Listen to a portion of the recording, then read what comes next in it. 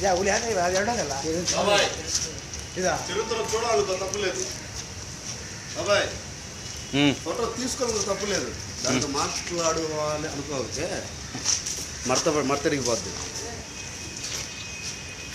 ఓహో రికార్డింగా చరిత్రను